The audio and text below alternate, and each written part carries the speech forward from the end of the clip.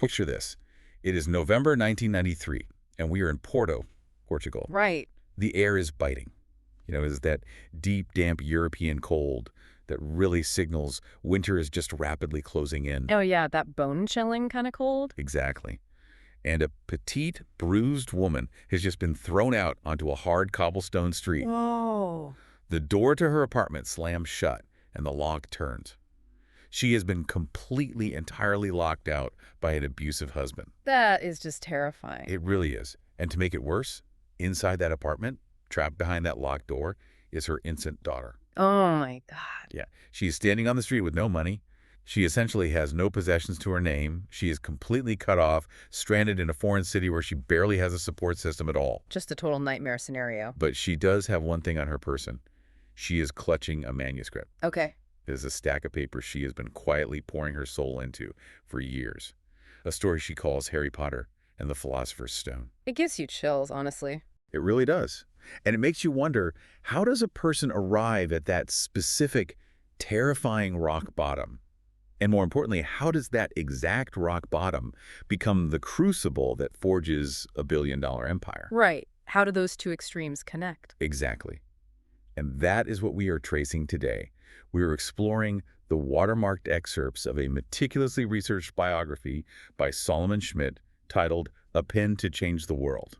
It is such an incredible book. It really is. For anyone listening right now who loves to learn how things come to be, our mission today is to reverse engineer one of the most famous authors in human history. I love that framing. Reverse engineering her life. Yeah. We are going to track the generational pain, the literary lifelines, and the vivid reality that culminated in a 4-hour train delay that literally changed the world. Okay, let's unpack this. I am so ready, because it is a staggering image to start with, right? It strips away all the mythology we usually attach to massive success. Oh, totally. You think of billionaires and castles, not someone locked out on the street? Exactly. When you read those excerpts from Schmidt's biography, you realize this isn't just a straightforward timeline of a writer getting a lucky idea. Right. What we have here is a deeply intricate psychological map. We are looking at how early childhood trauma and incredibly complex family history and deep, persistent feelings of inadequacy formed a very specific type of lens. A lens for how she viewed the whole world. Yes, exactly. You cannot separate the art she created from the generations of hardship.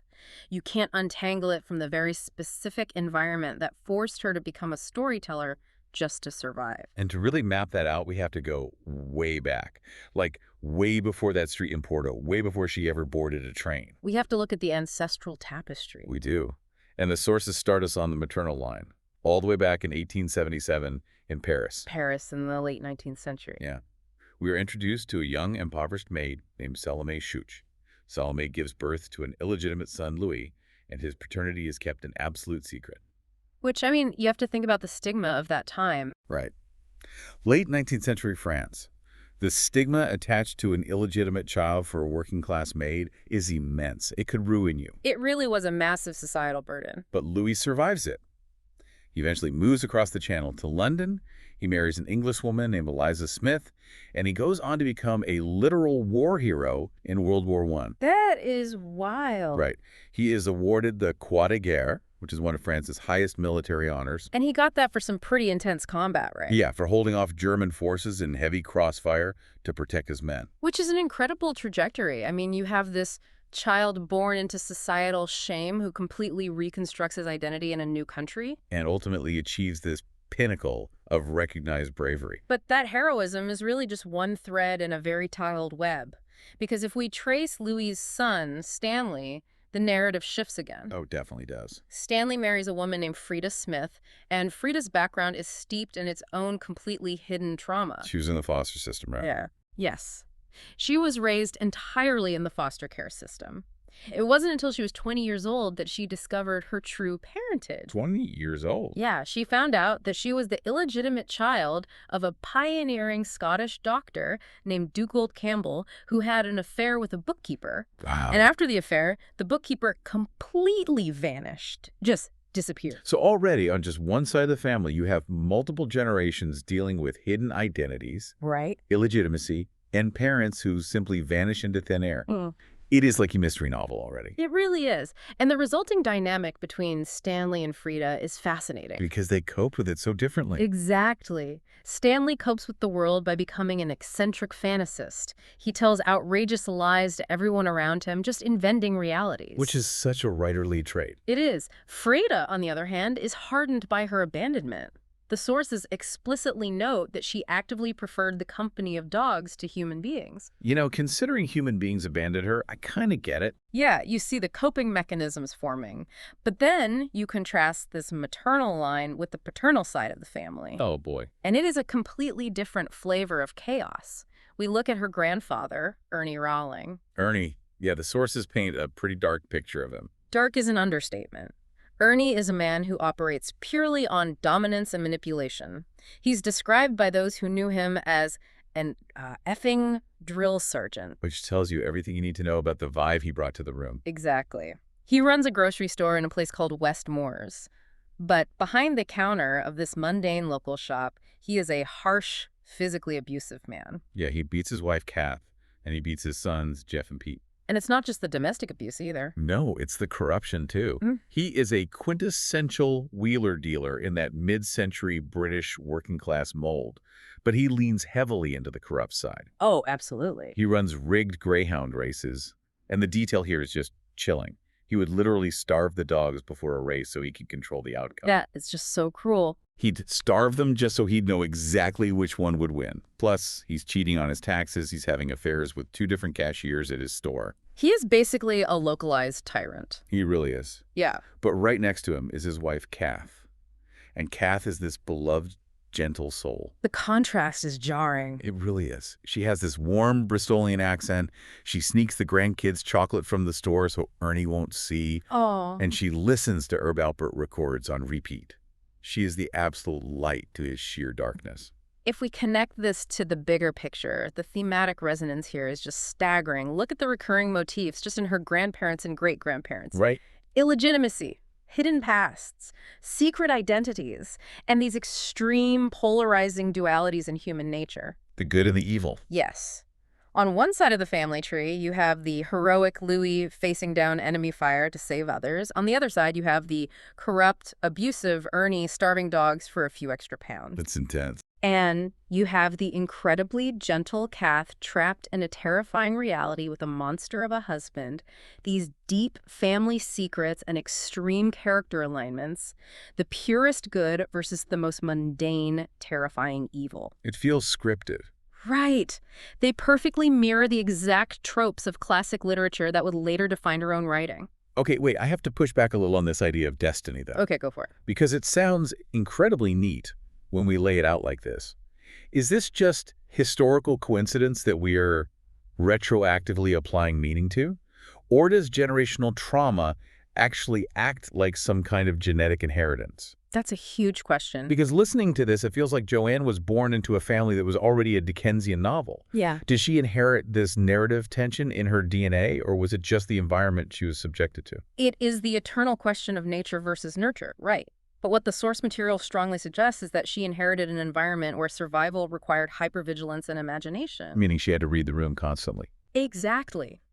When your family history is built on secrets, when you are raised by parents who themselves were raised by hidden affairs, vanished mothers, or abusive drill sergeants, you learn to read the undercurrents of the world very early on. You learn to look beneath the surface. Yes. You learn that people are rarely who they seem on the surface. You learn that a safe space like a home or a grocery store can be violated by unpredictable anger at any moment. Right, because Ernie could just snap. Exactly. Oh.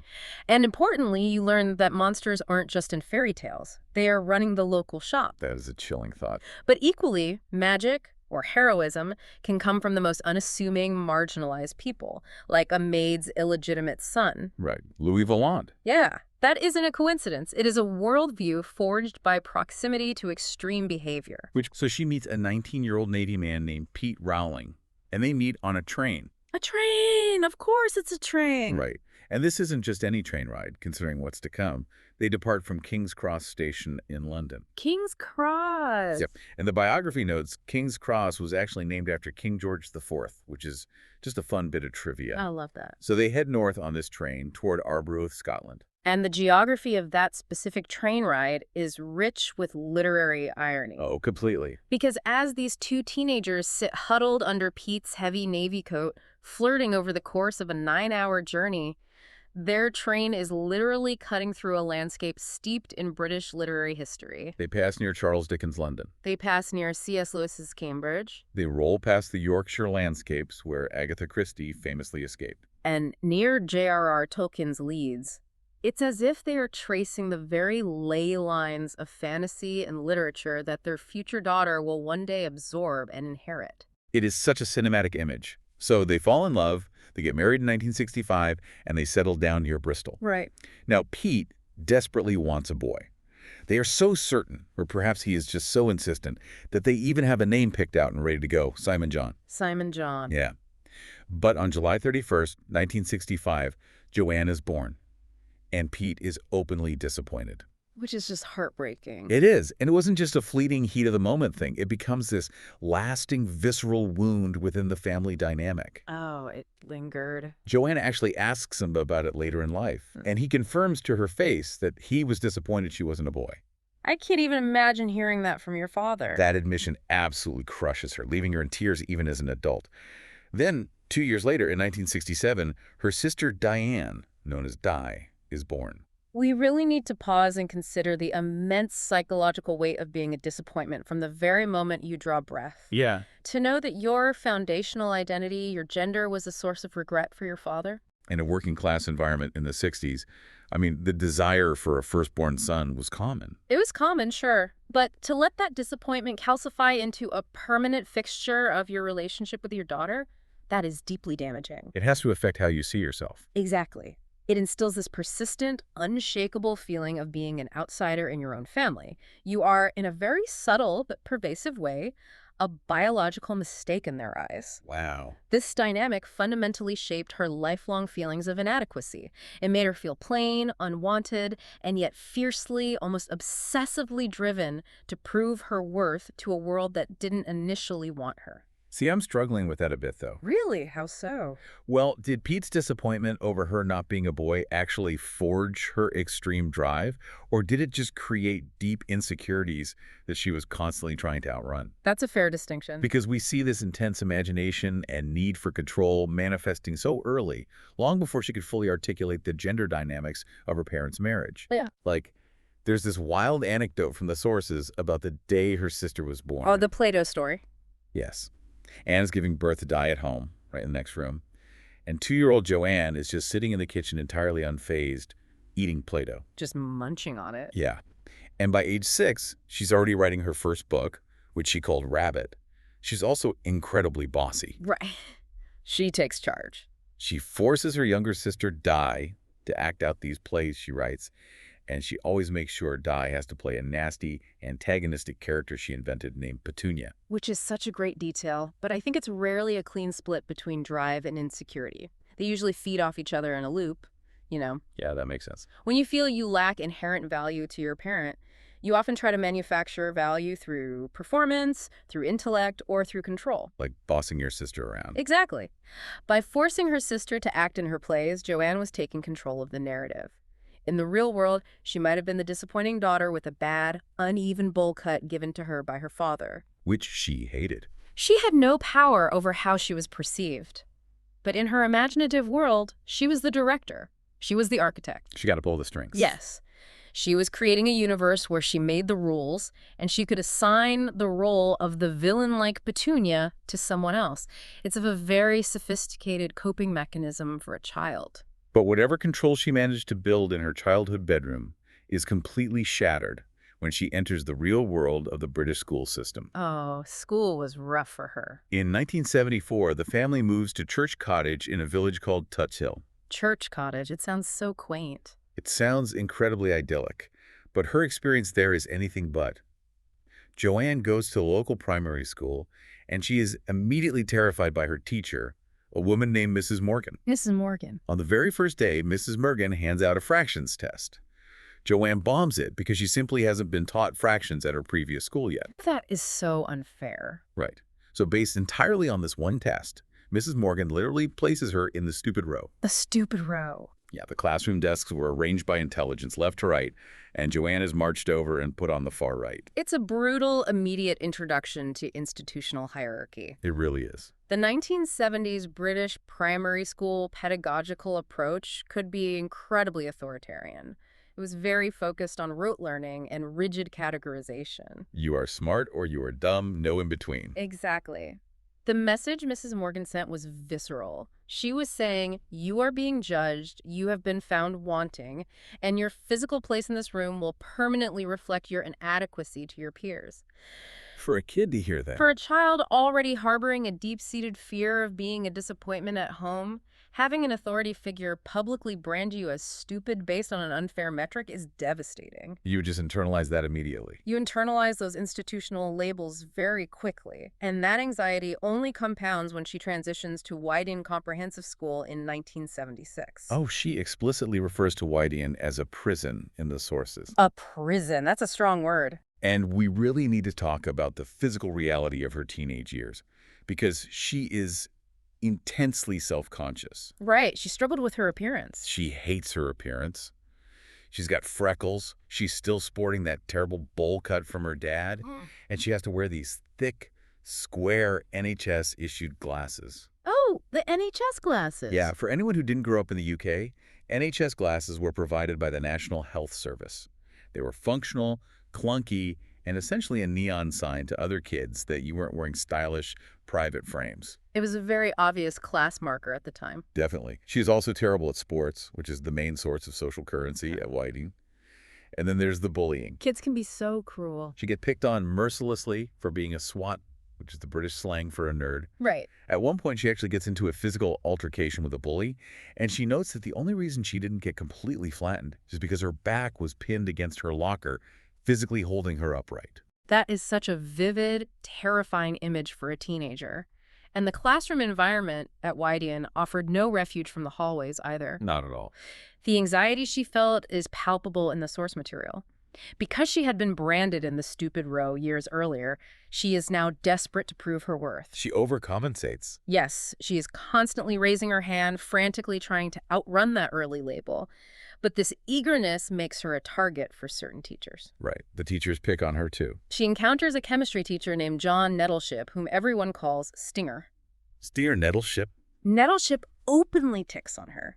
She is capable, but she finds his class utterly miserable.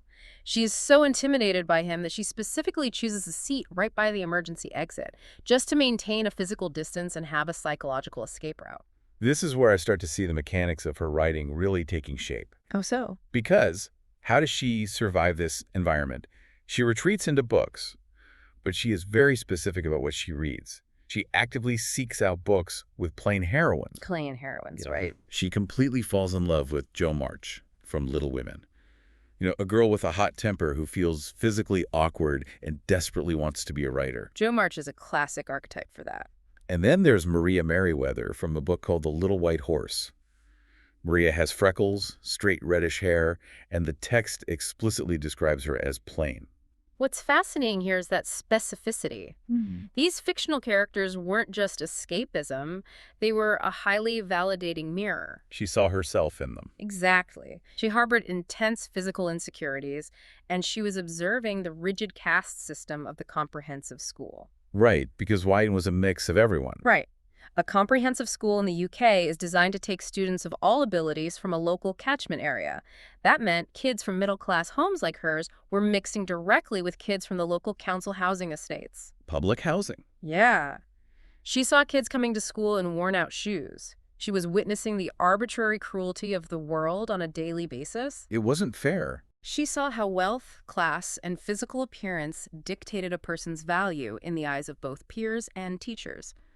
This environment is the exact soil where underdog narratives take root. That makes so much sense. By reading about Jo March and Maria Merriweather, she realized that you don't have to be a raving beauty or wealthy or highly athletic to be the heroine of the story. I think that's brilliant. It's like she's living in an alternate reality. Yes, exactly. In the real physical world, she's the awkward kid who's survived the stupid row, wearing NHS glasses, hiding from stinger nettleship by the emergency exit.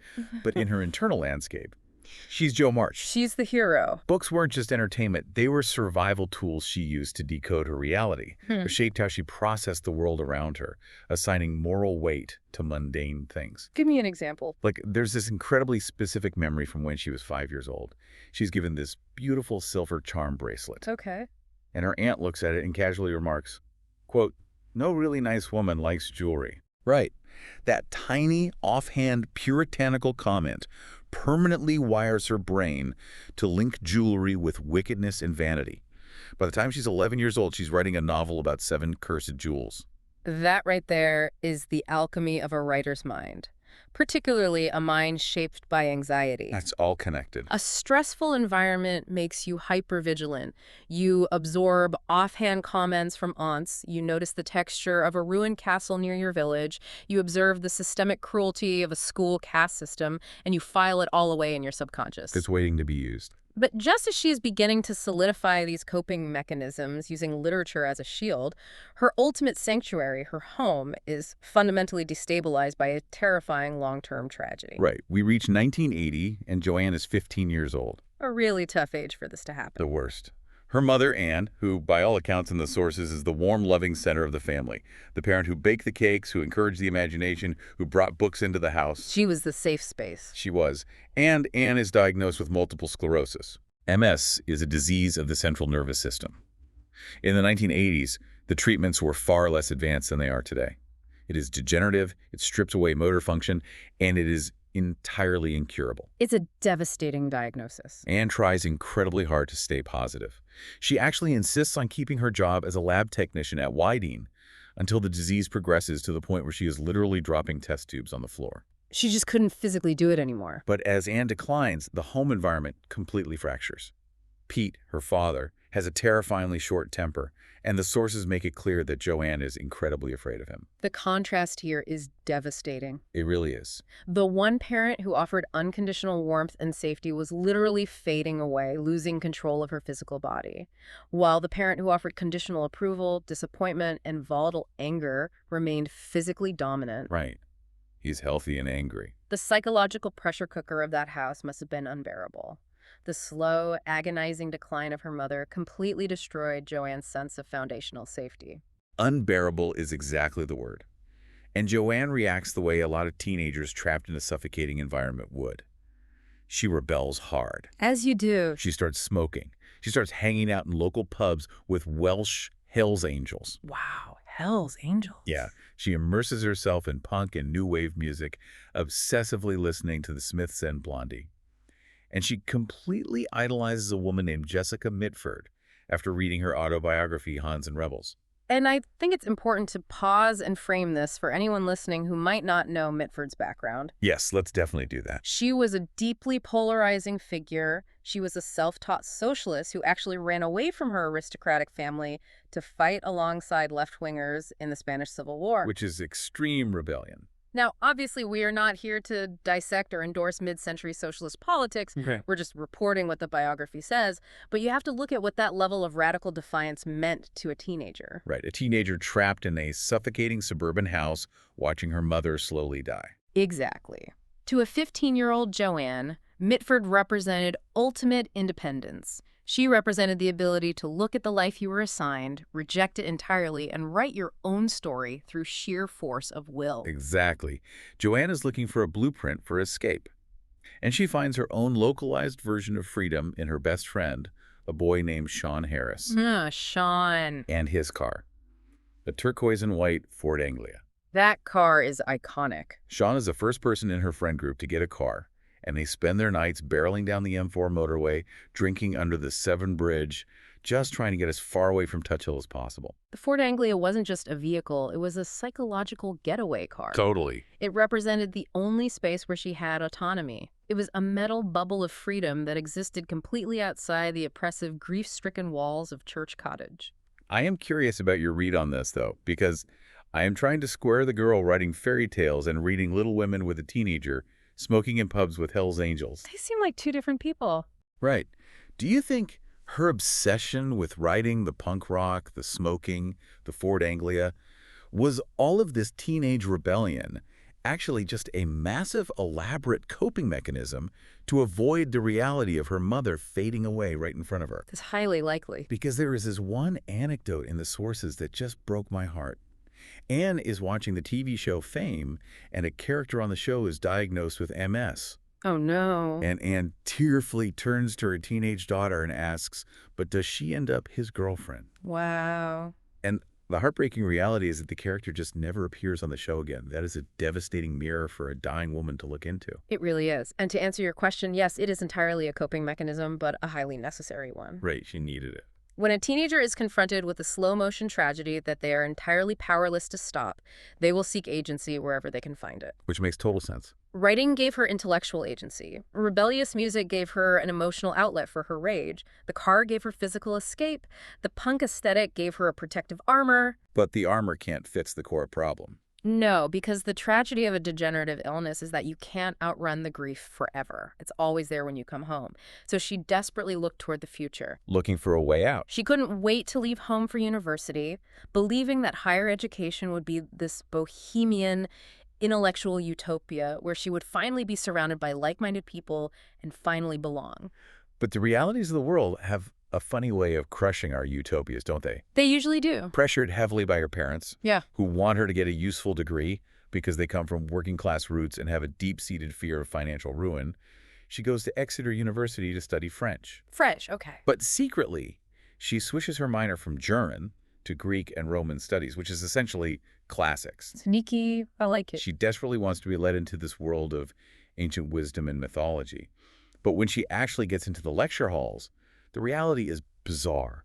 The lecturers are incredibly eccentric. Eccentric how? Well, you've got a guy named Hugh Stubbs who just rambles in untranslated Greek with his eyes closed. That's amazing. And Dr. Richard Seaford, who is intense and whom she actually develops a crush on, even sending him an anonymous Valentine. The academic weirdness was one thing, but socially, she felt entirely alienated. Oh, completely out of place. Exeter University at the time had a very specific demographic. It had a high population of students coming from affluent private school backgrounds. Right. She describes the atmosphere as frantically posh, filled with girls wearing pearls and turned-up collars, driving cars bought by their parents. Which is the exact opposite of her life. Right. For a young woman who just spent her formative teenage years hanging out in a battered Ford Anglia, listening to the Smiths, and watching her family struggle under the weight of illness and tension, this environment was profoundly isolating. She couldn't relate to them at all. No. She famously described her feeling not as the righteous rage of a revolutionary, but as the smoldering hatred of the peasant. I love that quote so much. I think anyone who has ever felt out of place at a university can relate to that smoldering hatred of the peasant. Oh, absolutely. So she essentially drifts. She loses her syllabus handouts. She scrapes by doing the absolute minimum amount of work required, and spends most of her time sitting in the university coffee bar, reading Lord of the Rings and scribbling stories in notebooks. Just waiting for real life to start. Yeah. She eventually graduates with a 2.2, which Okay. in the UK system is a lower second-class degree, essentially a mediocre, middle-of-the-road passing grade. Nothing to write home about. Right. So she moves to London, fails miserably at being a secretary because she's just too disorganized, Yeah. but eventually she lands a job at Amnesty International. And this is a turning point. A massive one. Mm. She works in the Francophone Africa department. Her daily life consists of researching atrocities, looking at evidence, and reading smuggled, handwritten letters about torture, disappearances, and executions. This period is a critical juxtaposition in her life. You have to look at her intellectual diet during these years. It's wild when you compare them. Academically, she has just spent her university years studying classical mythology, Homer, Plutarch, Ovid. The greats. She has been reading about the darkest, most epic forms of human conflict, like Achilles dragging Hector's desecrated body behind his chariot in the Iliad. Ancient horrors. And then, immediately after, She's sitting at a desk in a London office building, looking at photographs of modern torture victims and reading letters from people fleeing real-world dictatorships. It's heavy stuff. She is absorbing the absolute worst of human capability, simultaneously analyzing how it was mythologized in the ancient world and how it is bureaucratically executed in the modern world. Okay, I have to stop you there and push back on her own self-assessment. What do you mean? Because in the sources, she describes herself during this period as terminally disorganized, totally lacking motivation at university, basically feeling like she was just wasting her time. Right. She's very hard on herself. But when you lay it out like that, wasn't she actually doing the most important work of her life? She wasn't wasting time. She was building the foundational database for everything that came next. Oh, that adept. I mean, she was literally studying the structures of mythology and witnessing real-world evil simultaneously.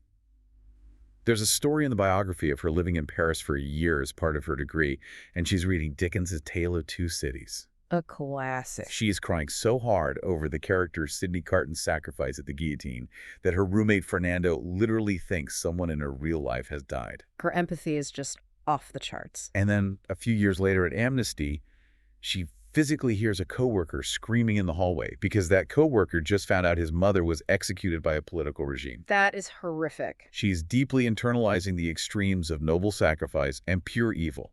All of it. I agree with you completely. Her self-assessment as a drifter is harsh. To use a mechanical metaphor, think of her mind during this time as a photographic darkroom. Ooh, I like that. Her classical education gave her the ancient, abstract negatives, the archetypal structures of heroism, fate, prophecy, and tragedy. The raw material. But Amnesty International provided the harsh, modern chemicals needed to develop those negatives into high-definition reality. That's a great way to put it. Amnesty gave her a visceral understanding of how evil actually operates in the real world. It isn't always a cackling monster in a cave. It often relies on bureaucratic complicity, societal prejudice, and the quiet abuse of power by people in suits. Just like her grandfather running his store. Exactly. All of these elements we've discussed, the abusive ancestry, the feeling of being the plain heroine in the stupid row, the teenage escapes in a flying blue car, the eccentric, slightly terrifying teachers, the deep classical myths, and the stark reality of human cruelty. They were all swirling in her subconscious. Just waiting to boil over. The pressure was immense. It just needed a release valve. And that release valve finally opens in the summer of 1990. Here we go. Joanne is on a train traveling from Manchester back to London. She is exhausted. She's been spending the weekend apartment hunting with her boyfriend, Mike, trying to figure out her seemingly directionless life. She's just kind of lost in thought. Exactly. The train is delayed. It just stops on the tracks for 4 hours. And as she's sitting there, staring out the window, looking at the English landscape, it hits her. POW. Yes. She describes it as an almost physical impact, like POW. An idea just floods her brain. A scrawny, black-haired boy who doesn't know he's a wizard because his parents are dead and he was raised by non-magical people. It is the ultimate instantaneous synthesis of everything she had experienced and absorbed. It's all there. The orphan child, a nod to her grandmother's past, the hidden identity, the crossover between the mundane, cruel world and a magical, empowering one. It's like the dam broke. Over the course of those 4 hours, the floodgates opened completely. The architecture of a magical castle school, the ghosts, the poltergeists, the loyal sidekicks, the father figures. Everything just downloading. Even the massive structural constraint of a 7-year, 7-book arc. It all pours out of her subconscious into her conscious mind. But here's the part of the story that absolutely fascinates me. What's that? The universe is practically screaming at her, downloading this masterpiece into her head. And she doesn't have a working pen. Unbelievable. Right, she searches her bag. She has no pencil, not even a stick of eyeliner. And because she is, in her own self-deprecating words, too uptight and British to lean over and ask a stranger to borrow a pen, she does nothing. She just sits there. She just sits there for 4 hours, and she just thinks. This raises an important question about the anatomy of a creative epiphany. Because she lacked a physical pen, she was denied the ability to externalize the idea immediately. Which might have been a blessing. She couldn't just jot down a character sketch and move on to something else. She was forced to build the conceptual foundation entirely within her imagination. She had to hold it all. She had to hold the entire universe in her mind, turning it over, testing its structural integrity, exploring the logic of the rules, the history of the world. before a single word was ever committed to paper. I am so stuck on this detail. Is sitting on a train without a pen really a superpower or just a funny coincidence that worked out? It's a great question. Because what if she had a pen? Would she have just scribbled down a few messy paragraphs about a wizard boy, gotten distracted by the drink cart, and lost the thread entirely? It's very possible. Did the 4-hour forced mental incubation actually make the structural integrity of the world real? Because she had tried to write novels before. Right, she wasn't a novice. The biography mentions she had a stalled manuscript called The Private Joke sitting right there in her luggage rack. She was struggling with it because she simply didn't have the life experience for an adult contemporary novel. But this news story... This story she knew in her bones. She'd been living its themes her whole life. She even filed away tiny mundane details from her life, like a smush-faced ginger cat she saw in a London square, and wove them seamlessly into this mental tapestry. I would argue the lack of a pen was the critical mechanism of her success. Right. Yes, it forced her to inhabit the world rather than just outline it.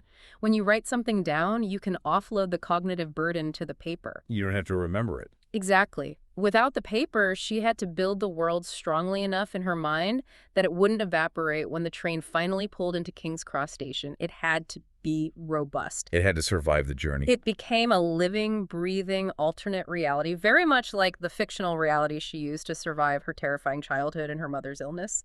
She was building a sanctuary in her mind, brick by brick, over 4 hours. It is a remarkable testament to the power of the human mind. Truly. So, to pull all these threads together for you listening, we have tracked a girl who felt plain, who felt physically awkward and intellectually dismissed. A girl placed in the stupid row. A girl who felt powerless against her father's volatile anger and who was utterly heartbroken by her mother's incurable illness.